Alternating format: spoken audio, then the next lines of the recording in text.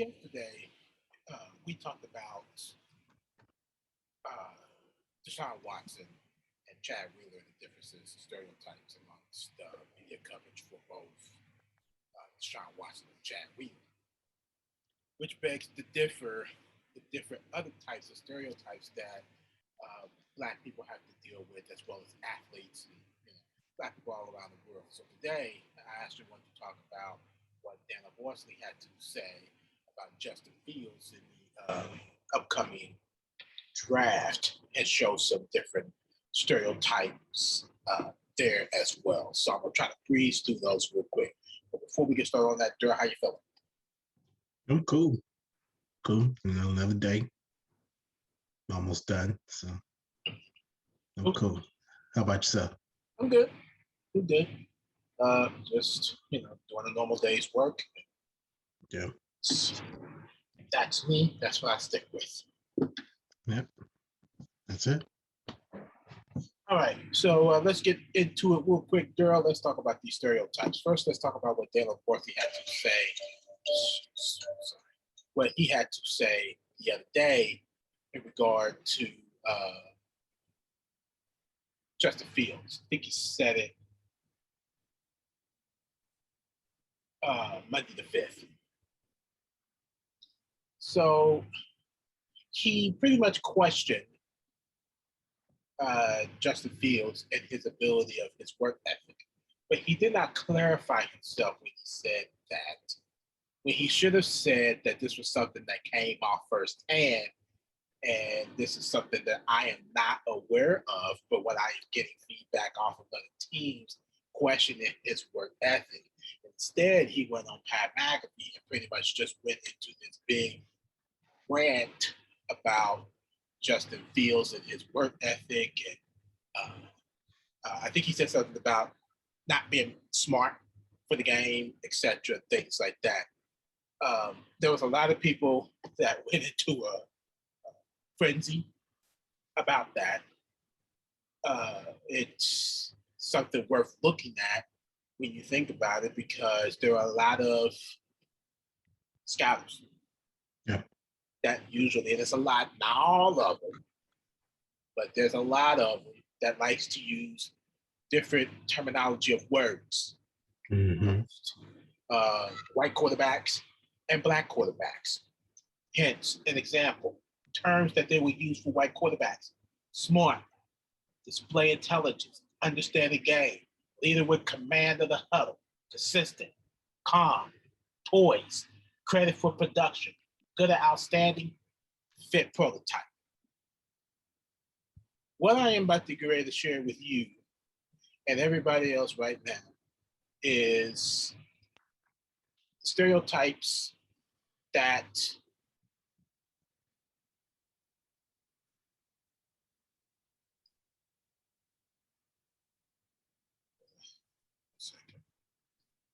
I didn't expect all this extra junk, but this is pretty much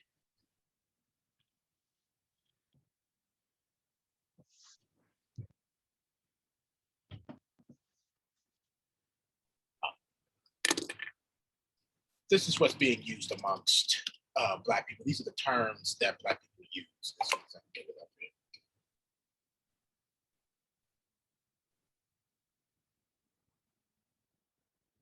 But before I do, we'll be right back.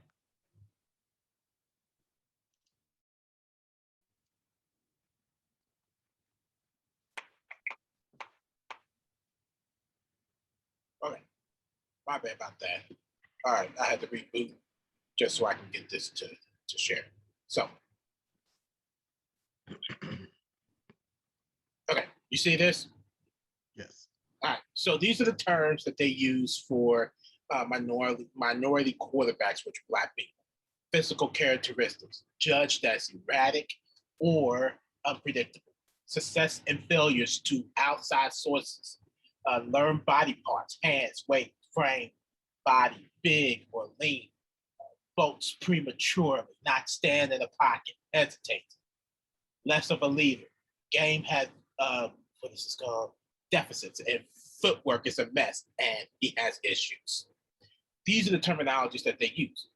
So with that in mind, I'm gonna have this up as well while I'm sharing this in the video as well. But in order for me to get to it, I have to stop this share and actually go into the article. But I definitely have it up while I am talking about this. But here are some of the examples of real life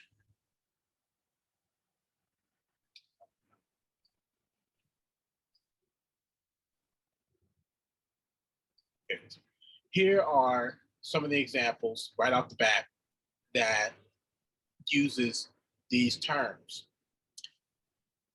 Steve McNair, quick arm, awful strong, stand flat-footed, and flips and still put a little something into it. Again, these are definitions of hands and learning of the body parts. Cam Newton, elite size and strengths, built like a tight end, impressive mobility for his size, had the speed to pick up quick yards with his feet, strong enough to shake defenders off his back, extremely tough to bring down. Does a great job keeping his eyes downfield, even when he's on the run. Elite arm strength, can make throw. You can make any throw you ask of him. Accuracy is good when he sets his feet and takes his time to throw. Serious character red flags. There's no denying Newton's raw talent, but I wouldn't touch him early in the draft. He's a mess. That's Cam Newton. Donovan McNabb. The rap against him was familiar and for McNabb infuriating. Great athlete, good option quarterback, but can he run a pro-style offense? Less of a leader. Michael Vick, versatile scrambler who is very tough to defend, show quick feet, excellent balance, smoothly dropping back from center in his setup. Still needs to mature as a player. Again, less of a leader. Sometimes get too confident in his running skills, forgetting to eye his secondary receivers in order to run with the ball when his primary target is not available. Dante Culpepper, big fish in a small pond. Huge player with good athleticism and strength. Very strong arm and possessions, good mobility. Average release, more of a pocket passer than scrambler. He has a good pocket strength, tough, mature leader. Again, we're talking about learning of the body parts. That's Dante Culpepper. Jameis Winston. Excuse me. His release, though substantially tightened up in 2015, could still be more refined in the pocket, allowing him to generate more velocity when his feet can't be ideally set. His decision making is far more of an issue in 2015 as opposed to his redshirt freshman year. Again, that is not only as less of a leader, but bolts prematurely, not standing in the pocket, hesitate, etc. On the field, Winston has a case to be the most NFL-ready and talented quarterback prospect in 2015 draft. Off the field, however, he can make or break Winston's values to NFL teams in the top 10. He has issues. Jason Campbell. Finally, the game finally slowed down for him. He didn't make mistakes. He strides faster, not short area quick fast. He liked Aaron Brooks because of his negligence delivery and his running. Robert Griffin III. He's just running around winging it. He's Michael Vick, but not as good as a thrower. Vince Young. No, not Vince Young. Brian Leftwich. He stands real tall in the pocket and makes the throws. Learn body parts. Teddy Bridgewater. Above average arm, but not a powerful arm. Hang tough to deliver passes in the face of pass rushing. Mobility of rollouts can get a rhythm of nice accuracy. Josh Freeman, elite frame with excellent height and a great condition. No questions about his arm. Shows elite arm strength on 15 to 20 yards thrown outs and posts. Use nice touch and throw a catchable ball. Learning the body strengths. Deshaun Watson. Number one, he plays the best in the biggest stage. The best thing is leadership, and he is a winner. He has to develop into a pocket passer. Falls under both prematurely, not standing in the pocket, hesitates. Patrick Mahomes. I may be crazy. When I watch his tape, just as a scout, I get excited. He's a guilty pleasure. We have all biases. Going into Patrick Mahomes, Texas Tech, ding dong, ding dong, ding dong. And I'm not making this up. This is what it says. This guy cannot translate. I left saying, I love this guy. He's so much fun. He pulls out plays out of his ass, and you wouldn't believe it. It's not dink and dunk. He believes in his arm so much that it's a problem sometimes.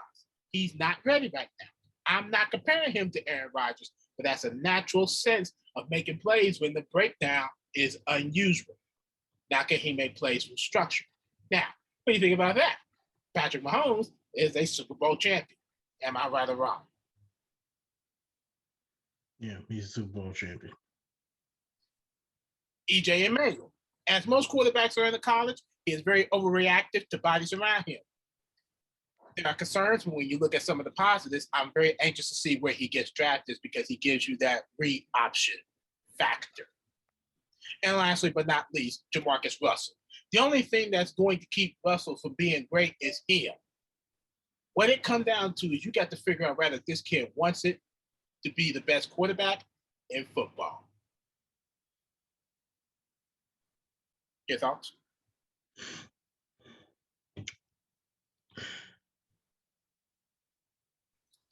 Most of the media goes from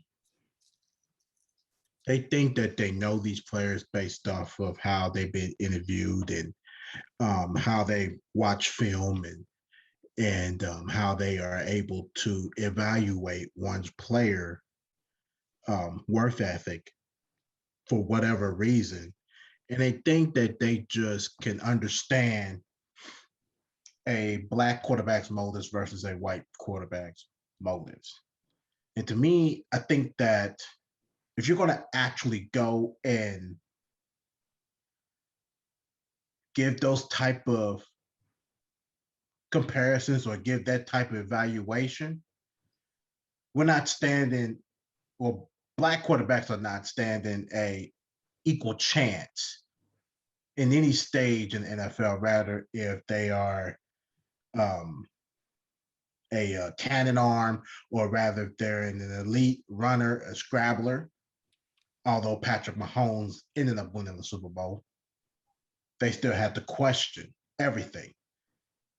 And just despite him winning the championship, despite him winning the Super Bowl, are they still questioning those motives? Oh, you damn right they are. And got You damn right they are. Contract signed of his lifetime. So now they're going to find something else to criticize him on. This big contract. Oh, he's not going to get all of this. What is it? 565 million? What was his contract? I'm not sure. It's something like that. I just know I'm jealous. That's all. But it wouldn't be, it wouldn't be. I mean, it's a big accomplishment. The way that people believe black quarterbacks should be the same way that they believe in these white quarterbacks. Period. You had Andy Reid believe in Patrick Mahomes from day one. And Michael Vick. And Michael Vick from day one. You cannot sit here and tell us that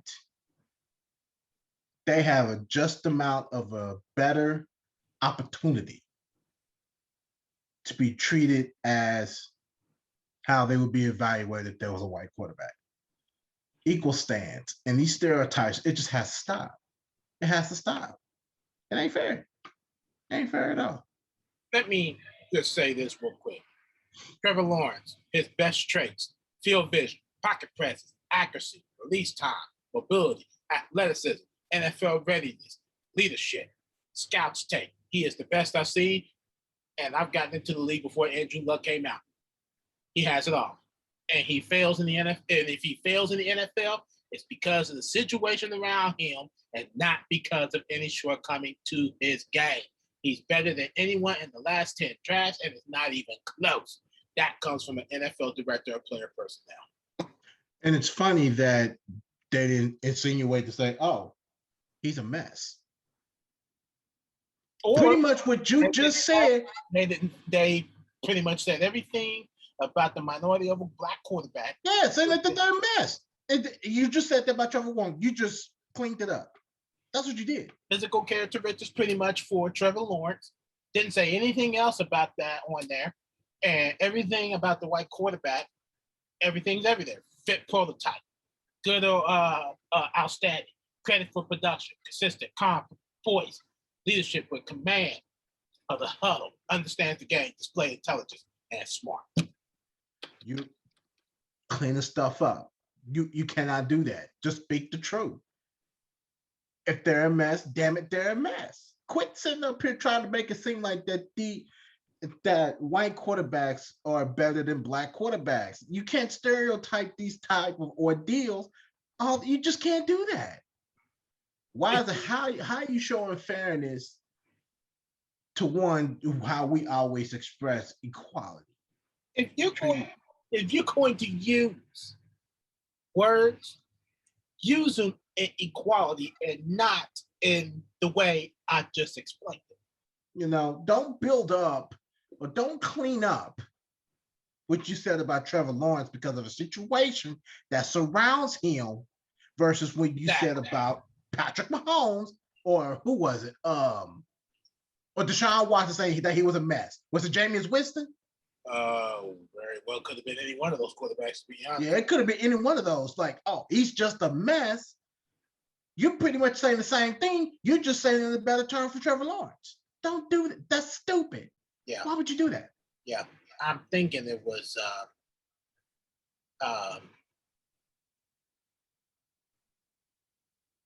Cam Newton. Cam Newton. Cam Newton was the closest to it. Serious character red flags.